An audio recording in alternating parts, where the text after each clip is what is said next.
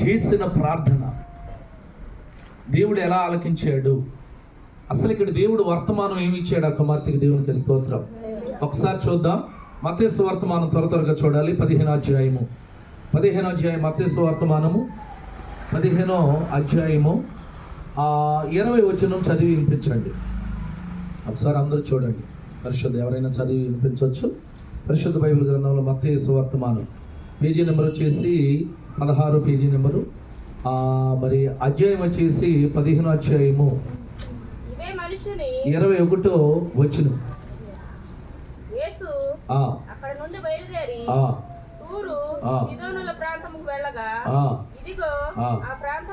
ఇదిగో అక్కడ నుండి బయలుదేరి యేసుక్రీస్తు ఏ ప్రాంతానికి వెళ్ళాడంట? తూరు సిదోను ప్రాంతమునికి వెళ్ళగా ఆ ప్రాంతము నుండి ఇదిగో ఆ ప్రాంతము నుండి ఒక కానాను స్త్రీ, దేవునికి స్తోత్రం. ఏ ప్రాంతము నుండి అనండి? ఆ యొక్క తూర్పు సిదోను ప్రాంతంలో నుండి కానాను స్త్రీ. ఇదిగో మొదట ఏముంది? నా ప్రభువా దావీదు కుమారుడా ఏముంది? నన్ను ఒకసారి గట్టిగా చప్పట్లు కొడతాడు. యేసుక్రీస్తు దగ్గరకు వచ్చిన తర్వాత, ప్రభువా దావీదు కుమారుడా మొదట నన్ను కరుణింపుము. ఇది చాలా గొప్ప మాట అండి. దేవుడి దగ్గరకు వచ్చిన మనం ఏం అడుగుతున్నాం? మన దేవుడు అడిగితే ఇస్తాడే ఇవ్వడా? ఎతికితే దొరుకుతాడా దొరకడా? తడితే తీస్తాడే తీయడా? మొదట మనము ఎలాగా అడగాలి? కానాను స్త్రీ తూర్పు సిదోను ప్రాంతంలో యేసుక్రీస్తు ఆ ప్రాంతానికి వచ్చాడని తెలుసుకొని ప్రయాసతో అత్యాశక్తితో ఆశ కలిగి ఎక్కడికి వచ్చిందంట? యేసుక్రీస్తు దగ్గరికి వచ్చింది. దేవునికి స్తోత్రం. వచ్చిన తర్వాత ఆ కుమార్తె యేసుక్రీస్తుని అడుగుచున్న భావం ఏంటంటే, ఇదిగో ఏమంది? మొదట ఆ యొక్క స్త్రీ వచ్చి మొదట ప్రభువా అంది. రెండో మాట దావీదు కుమారుడా అనంది. నన్ను కరుణింపమంది. మొదట ప్రభువా, రెండోది దావీదు కుమారుడా. గమనించింది, గుర్తుపట్టింది, ఈయన నిజముగా దైవ కుమారుడు. గట్టిగా చప్పట్లు కొడదాం. కానాను స్త్రీ, దేవునికి స్తోత్రం. ఎంత గొప్ప మాట అండి. ఈ రాత్రి గల సమయంలో చదువు.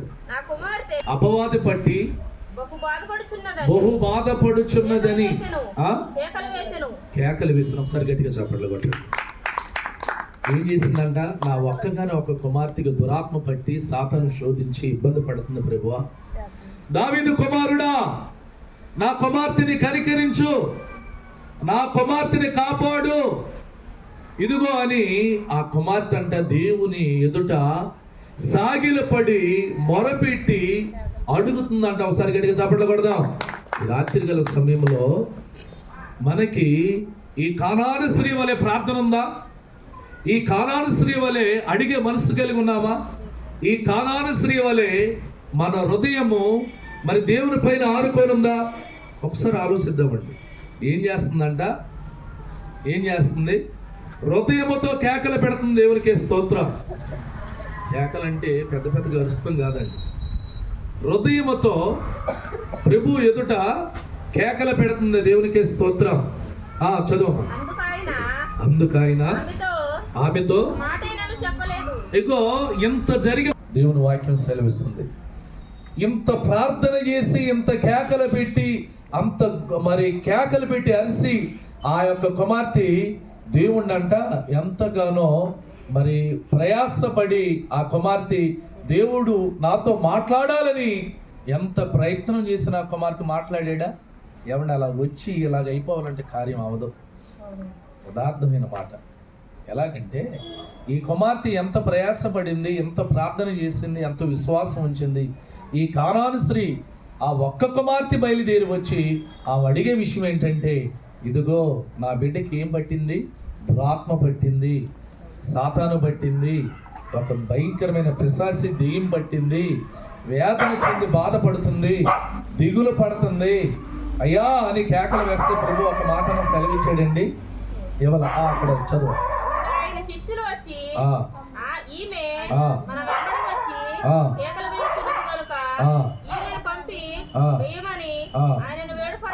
శిష్యులందరూ కూడుకొని వచ్చి ఏమంటున్నారంట, ఈమె మన ఎనమలు ఎందుకు వచ్చింది ప్రభువా, ఈమె మనల్ని ఎందుకు వెంబడిస్తుంది, ఎందుకు ఇలా అరుస్తుంది, ఎందుకు ఇలా చేస్తుంది, ఈ కుమార్తెని అసలు ఇక్కడ ఉంచుతాకి వీల్లేదు. ఏమంటున్నారు వాళ్ళు, ఇక్కడి నుంచి పంపివేద్దాం. దేవునికి స్తోత్రం, గట్టిగా చప్పట్లు కొడదామండి. ఏమంటుందో తెలుసా, వీళ్ళందరూ ఏమంటున్నారు తెలుసా, అసలు ఈ కుమార్తె ఇక్కడ ఉంటాకి అవకాశం లేదు.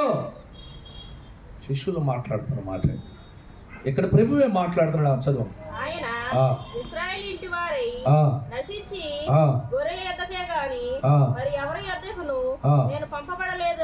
ఒకసారి గట్టిగా చప్పట్లు కొడదాం. ఇశ్రాయేలీల్లో నశించిపోతున్న గొర్రెల యొద్దకే నేను పంపబడి ఉన్నాను. గట్టిగా చప్పట్లు కొడదాం. అంటే ఇక్కడ విషయం ఏంటంటే, నువ్వు నేను నశించిపోతానికి దేవుడికి ఇష్టం లేదు. మనం అందరము కూడా ఇశ్రాయేలీలమే, అవునా కాదా? మనం అందరం కూడా ఇశ్రాయేలీలు బిడ్డలమై ఉన్నాం. ఏమన్నాడు ఆయన? ఇశ్రాయేలు, చదువు మా మాట చదువు వివరంగా. ఆయన ఇశ్రాయేలు ఇంటి వారై ఉన్న నశించిన గొర్రెల యొద్దకే గాని మరి ఎవరి యొద్దకును మరి పంపబడలేదు అన్నాడు. ఒకసారి గట్టిగా చప్పట్లు కొడదాం. చాలా గొప్ప వర్తమానాన్ని ఇచ్చాడు, అర్థం ఇచ్చాడు. నశించిపోతున్న గొర్రెల యొద్దకి నేను వచ్చి ఉన్నాను, ఇశ్రాయేలీలు ఇంటి వారి దగ్గరికి నేను వచ్చి ఉన్నాను అన్నాడు. దేవునికి స్తోత్రం. చదువు.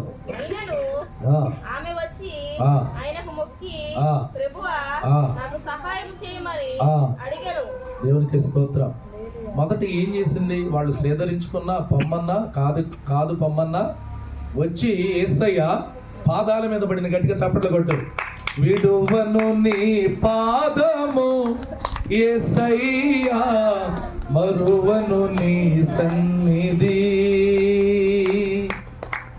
విడువను నీ పాదము యేసయ్యా, మరువను నీ సన్నిధి.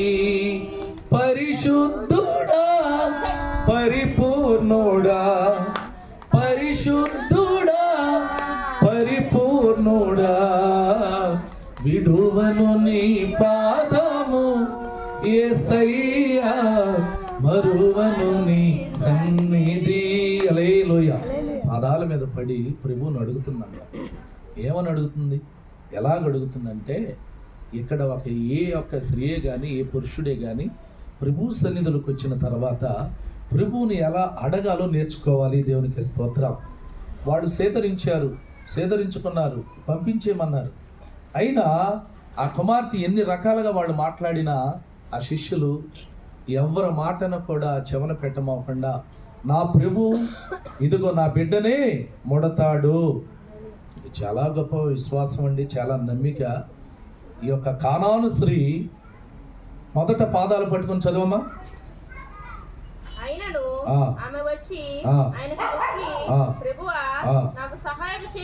ఆయనకు మ్రొక్కి ఆయనను ఆయన పాదాలు పట్టుకొని నాకు సహాయం చేయమని ఏం చేసిందంట?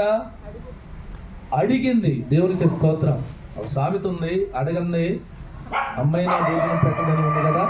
అలాగా ఆ కుమార్తె ఎవరిని అడుగుతుందంట? ప్రభువుని అడుగుతుంది.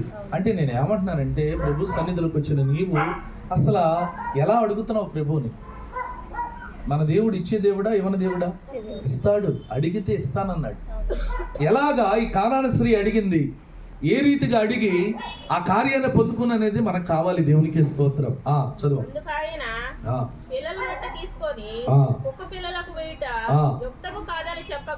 అక్కడ ఒక భావాన్ని చూపించాడు యేసుక్రీస్తు. ఏం చూపించాడంటే, పిల్లల దగ్గర రొట్టెని తీసుకొని కుక్క పిల్లలకి వేయుట వ్యక్తము కాదని చెప్పగా ఆమె అంటుంది, ప్రభువా నువ్వు చెప్పింది నిజమైన మాట.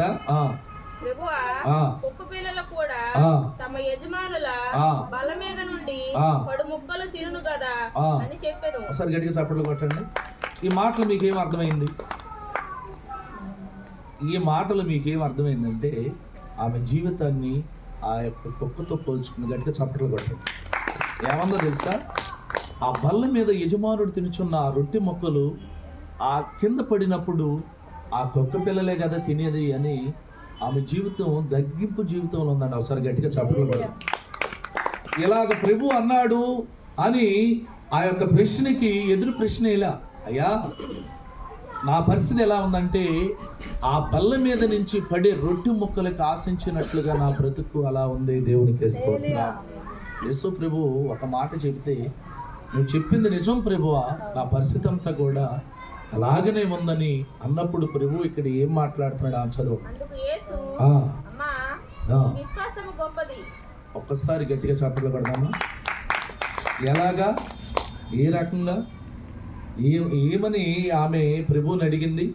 ఆ రొట్టె ముక్కలు తిని తృప్తిపడి జీవితంగా నా జీవితంగా ఉంది, నా బ్రతుకుని కుక్కగా నేను పోల్చుకున్నానని ప్రభు ముందరంటే ప్రభు అంటున్నాడమ్మా, నీ విశ్వాసము చాలా గొప్ప విశ్వాసము. గట్టిగా చప్పట్లు కొడదామండి.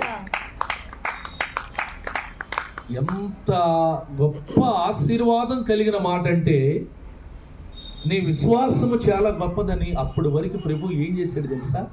ఆమెను పరిశోధించాడు, పరిశీలించాడు, టెస్ట్ పెట్టాడు.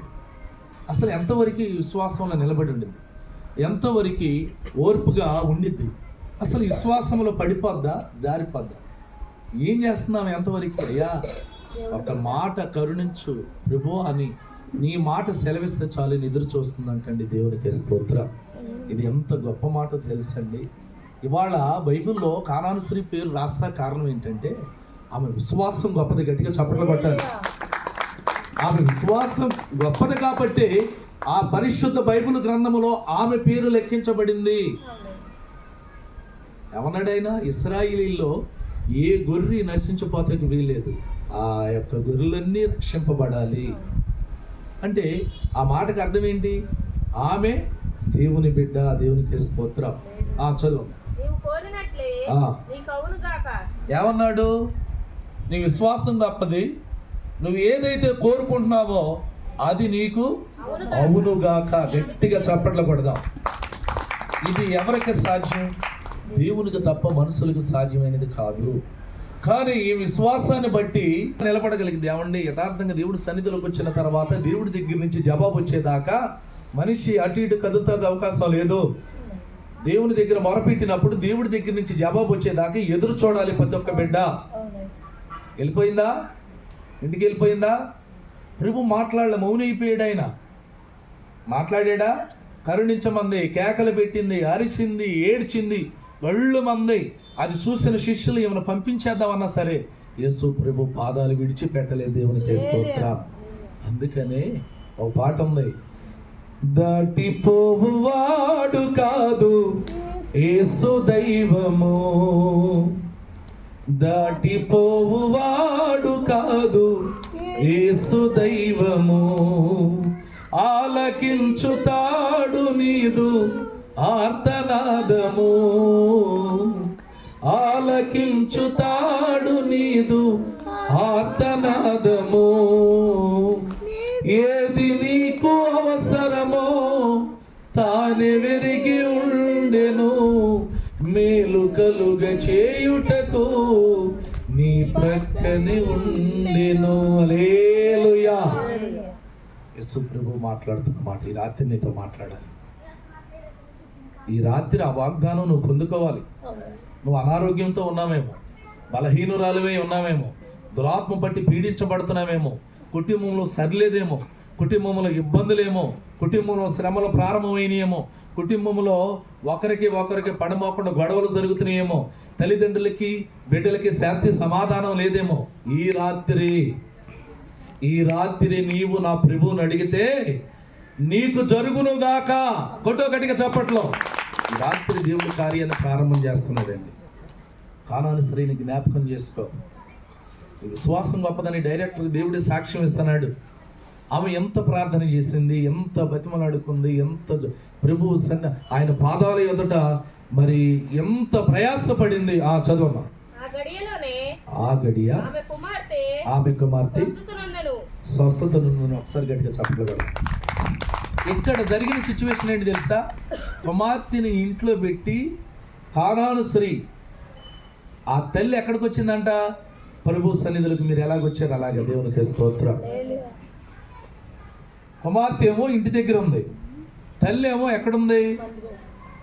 తూర్పు సిదోను ప్రాంతంలోకి ఆ ప్రభు వచ్చాడని తెలుసుకొని మెల్లగా బయలుదేరి యేసుక్రీస్తు దగ్గరికి వచ్చి ప్రభువుకు మొరపెడుతున్న సమయాల్లో ఆయన ఒక మాట అన్నాడు. ఏమన్నాడమ్మా? అక్కడ నీకు ఇదిగో ఆ సమయము, చూడు ఒకసారి, ఇప్పుడు నువ్వు చదివిన మాట చూడాలి త్వరగా.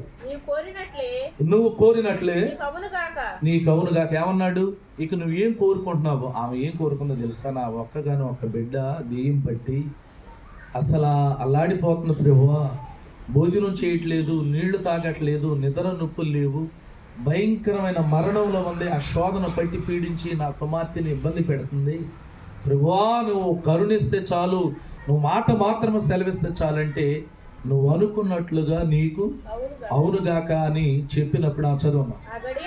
ఆ గడియ ఆమె కుమార్తె స్వస్థతనందును గట్టిగా చప్పట్లు కొడదాం. యేసుక్రీస్తు చెప్పిన సమయం, యేసుక్రీస్తు మాట్లాడిన సమయం, యేసుక్రీస్తు చెప్పిన టైం, ఆ గడియ, ఆ నిమిషం, ఆ క్షణం ఏం జరిగిందంట? స్వస్థత నొందుకుంది. ఎవరు? కానాను స్త్రీ కుమార్తె. ఆ ఒక్కగాని ఒక్క బిడ్డ. ఎక్కడ? ఇంటి దగ్గర. ఈయన మాట పవర్ ఎక్కడికి వెళ్ళిందండి? ఇక్కడుండి మాట్లాడితే ఇంటి దగ్గర ఉన్న కుమార్తెలో ఉన్న దెయ్యం ఏమైపోయింది? విలవిలలాడి బయటికి వెళ్ళిపోయింది. గట్టిగా చప్పట్లు పడదాం. ఆ కుమార్తెని ఏం చేయమోకుండా ఆ కుమార్తెని చక్కగా భద్రముగా చక్కగా అలాగా ఉండి ఆ కుమార్తెల నుంచి ఆ ఒక భయంకరమైన దెయ్యం బయటకు వచ్చేసి వెళ్ళిపోయిందంట. దేవునికి స్తోత్రం. ఆ చదువు, ఆ మాట చదువమ్మా. యేసు అక్కడ నుండి వెళ్ళి సముద్ర తీరమునకు వచ్చి కొండ ఎక్కి అక్కడ కూర్చుండగా బహు జన సమూహములు ఆయన యొద్దకు పుట్టివారును మూగవారును అంగహీనులు మొదలైన. చాలు. ఇక్కడ దేవుని వాక్యం ఏమని సెలవిస్తుందంటే, మన జీవితాల్లో ఒక్క మాట మాత్రం సెలవిస్తే చాలు, అద్భుతాలు జరుగుతాయి, కార్యాలు జరుగుతాయి. జరిగిందా? జరగలేదా? కానాను స్త్రీ అంట ప్రయాసపడి అత్యాశక్తితో, దేవుని వాక్యం ఉంది, దావీదు కీర్తనలో ఉంది, ఆశ గల ప్రాణాన్ని ఏం చేస్తానన్నాడు ప్రభు? తృప్తి పరుస్తానన్నాడు. గట్టిగా చప్పట్లు కొట్టు. ఆశతో ఉన్నావా? ఆసక్తితో ఉన్నావా? ప్రార్థన చేస్తున్నావా? మొర పెడుతున్నావా? దేవుని పాదాలు పట్టుకుంటున్నావా? దేవుడి సన్నిధిలో అడుగుతున్నావా? నీ ప్రార్థన ఎలా ఉంది? నీ ప్రార్థన ఏ రీతిగా ఉంది? ఇదిగో నీ ప్రార్థన ద్వారా దేవుడు హృదయం కదిలించబడుతుందా? దేవుడు నీతో మాట్లాడుతున్నాడా? దేవుడి దగ్గర నుంచి నీకు జవాబు వస్తుందా? అంటే నువ్వు ప్రార్థన ఎలా చేస్తున్నావు, ఎలా మొర పెడుతున్నావు? నువ్వు పై ప్రార్థన చేస్తే దేవుడు ఆ ప్రార్థన అంగీకరిస్తాడా? అంగీకరించడు. ఎలా ఉండాలి నీ ప్రార్థన? లోతైన అనుభవంలో నుంచి, అంటే అంతరంగంలో నుంచి నీకు ప్రార్థన రావాలి. గట్టిగా చప్పట్లు కొట్టు. ఈ రాత్రి గల సమయంలో ఇదిగో జవాబు ఎందుకు రావట్లా? ప్రత్యుత్తరం ఎందుకు రావట్లా? దేవుడి దగ్గర నుంచి ఆశీర్వాదం ఎందుకు రావట్లేదు అని అంటే, నువ్వు కానాను స్త్రీ వలె ప్రార్థన చేయలేకపోతున్నావు. కానాను స్త్రీ వలె ప్రార్థన చేయి.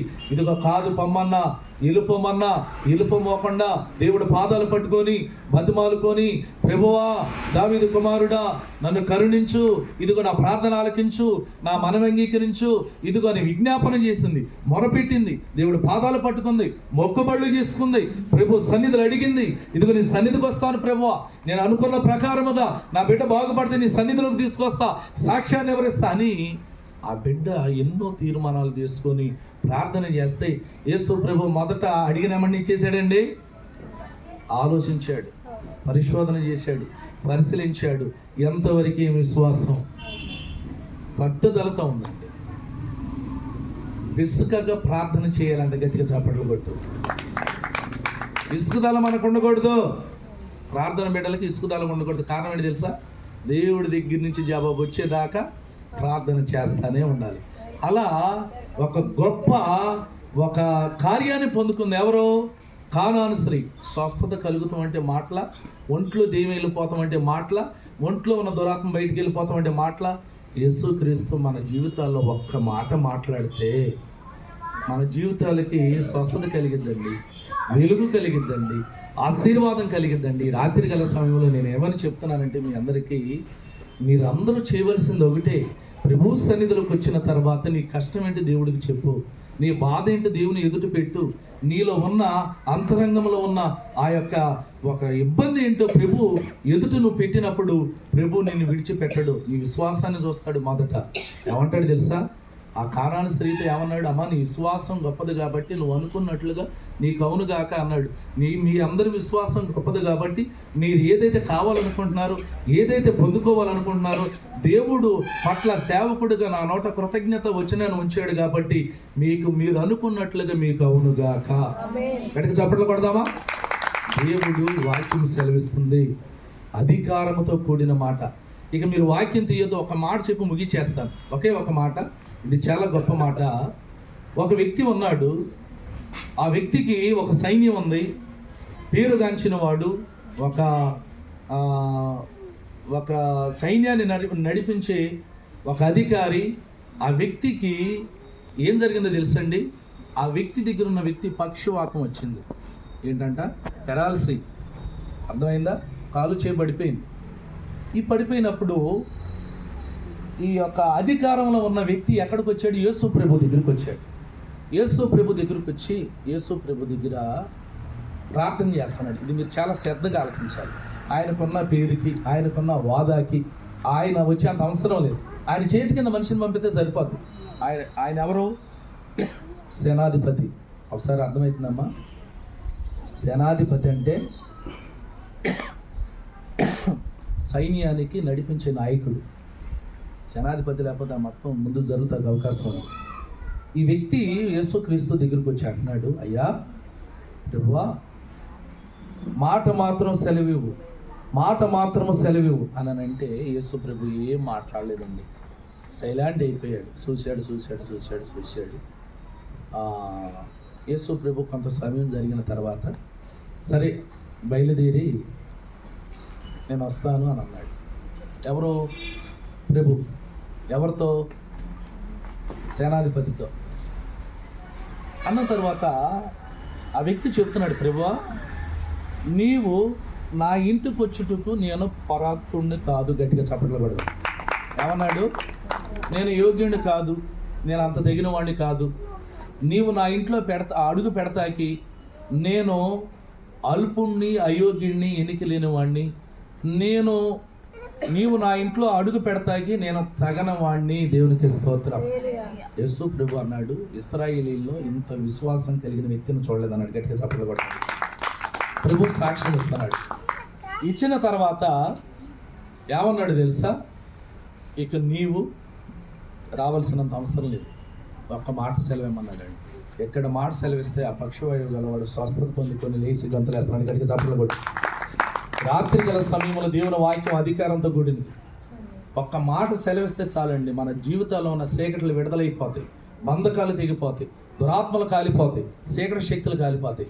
ఇక్కడ అంత వాదాలు కలిగి ఉన్న వ్యక్తి తనను తగ్గించుకొని దేవుని పాదాలు పట్టుకొని మరి విశ్వాసంతో, మరి ఎంత ఓర్పు సహనంతో దేవుడు ఎదుట అతను ప్రార్థన చేస్తే ప్రభు అంటున్నాడు, ఇశ్రాయేలీల్లో ఇంత విశ్వాసం కలిగిన, ఇంత నమ్మకం కలిగిన వ్యక్తిని నేను చూడలేదన్నాడు. చాలదండి అంత సాక్ష్యం మనకి. ఇదిగోండి, ఇతను బయలుదేరి వాటికి ఆ వ్యక్తికి స్వస్థత, ఆరోగ్యం కలిగింది, లేచి గంతులేస్తున్నాడు. అంటే నేను ఒకటే మాట్లాడుతున్నా ఈ రాత్రి గల సమయంలో, ప్రభు మనందరితో మాట్లాడాలి. గట్టిగా చప్పట్లు కొట్టు. మనందరితో మాట్లాడాలంటే మనం ఏం చేయాలి? ప్రభు సన్నిధిలోకి వచ్చిన తర్వాత మౌనంగా ఉండకూడదు. ప్రభు దగ్గరకు వచ్చిన తర్వాత నీవు ఇదిగో నిశ్శబ్దంగా ఉంటే కాదు, కానీ హృదయంతరంగాల్లో నుంచి నువ్వు అడిగితే దేవుడు కార్యాన్ని చేస్తాడు. నా ప్రభు చేస్తాడు. చేయడా? చేయకపోతే నువ్వు ఎక్కడికి రాగలుగుతావా? చేశాడు కాబట్టి నువ్వు ఎక్కడికి రాగలిగావు. ఇంకా చేస్తాడు. అడుగు, మనసు పెట్టు, హృదయాన్ని పెట్టి అడుగు. ఇదిగో పూర్ణ హృదయంతో, పూర్ణాత్మతో, పూర్ణ వివేకంతో నువ్వు కలిగి అడిగితే నా ప్రభు ఇప్పుడే కార్యాన్ని ప్రారంభిస్తాడు. దేవునికి స్తోత్రం. కాబట్టి ఇదిగో మనము దేవుని ఎదుట మనం గొప్ప కాదు, మనల్ని మనం తగ్గించుకోవాలి, హెచ్చించబడతాం. కాబట్టి రాత్రి గల సమయంలో ఏ పరిస్థితుల్లో వచ్చారు, ఏ ఇబ్బందుల్లో వచ్చారు, ఏ ఇరుకుల్లో వచ్చారు, ఈ యొక్క బాధల్లో ఉన్నారు, ఏ శోధన శోధిస్తున్నాయో, అప్పుల బాధ్యతల్లో ఉన్నారేమో, రుణ బాధ్యతల్లో ఉన్నారేమో, ఇబ్బందుల్లో ఉన్నారేమో, గొడవల్లో ఉన్నారేమో, గలిబిల్లో ఉన్నారేమో, శాంతి సమాధానం వీటిలన్నిటిని నా ప్రభు విడిపించి తొలగించి శాంతి సమాధానాలతో ప్రభు మిమ్మల్ని అందరినీ దీవించి ఆశీర్వదించి ఆయన కృపలు వర్తిల్లింపు చేయును గాక. ఈ కార్యము మీరు పొందుకును గాక, ఈ మహిమ మీరు పొందుకును గాక, ఈ ఆశీర్వాదం మీ పైకి వచ్చును గాక, నా దేవుని హస్తం మీ అందరిపై నుండును గాక. దేవుడి కొద్ది మాటలు దీవించి ఆశీర్వదించి మహిమ, ఘనత, ప్రభావములు ప్రభువుకే చెల్లును గాక. ఆమేన్. హల్లెలూయా, హల్లెలూయా. అందరూ తలలు వంచండి. ప్రార్థన. కృపాశక్తి సంపన్నుడా, దయగలిగిన తండ్రి, దయగలిగిన స్వామి, పరిశుద్ధ ఆత్మదేవుడా, అయ్యా ఇదిగోండి నాయన ఈ రాత్రి గల సమయంలో నీ బిడ్డలందరి పైన నాయన ఇదిగో హస్తం చాపి ప్రార్థన చేస్తున్నాను. ఇది నాయన ఇదిగోండి, ఇది నా హస్తం కాదు, మీ కుడి దక్షిణ హస్తం నాయన ఆయా బిడ్డల పైకి వచ్చి ఈ హస్తం నుంచి స్వస్థత కలగజేసి, ఆరోగ్యాన్ని ఇచ్చి, బలహీనతల నుంచి విడిపించి, యేసు రక్తం దొరకడిగి, శిలువ రక్తం దొరకడిగి సంపూర్ణమైన ఆరోగ్యాన్ని ఇమ్మని, బిడ్డలైన వారికి బిడ్డలను దయచేసి, వివాహం కాని బిడ్డలకి వివాహాన్ని చేసి, ఇదిగో వృద్ధులకి వృద్ధాప్తులకు ఆరోగ్యాన్ని ఇచ్చి స్వస్థపరిచి, ఆయా బలహీనలై ఉన్న వారికి బలమైన శక్తిని, బలాన్ని ఇచ్చి స్వస్థపరిచి, తాకి షుగర్ బీపీలను గద్దించి, అయా ఇదిగో ఏ యొక్క బాధల్లో ఉన్నారు, ఏ యొక్క ఇబ్బందులు ఉన్నారు వారందరికీ మంచి ఆరోగ్యాన్ని మన యేసుక్రీస్తు నామములో ప్రార్థిస్తూ ఈ యొక్క ఆశీర్వాదం మీరందరూ పొందుకును గాక. మీ అందరికీ శుభం కలుగును గాక, మీ అందరికీ స్వస్థత కలుగును గాక, మీ అందరికీ ఆరోగ్యం కలుగును గాక, మీ అందరికీ ఐశ్వర్యం వచ్చును గాక, మీ అందరికీ దేవుని కృప నిరంతరం ఉండును గాక. ఈ యొక్క ప్రార్థన దేవుడు ఆలకించును గాక.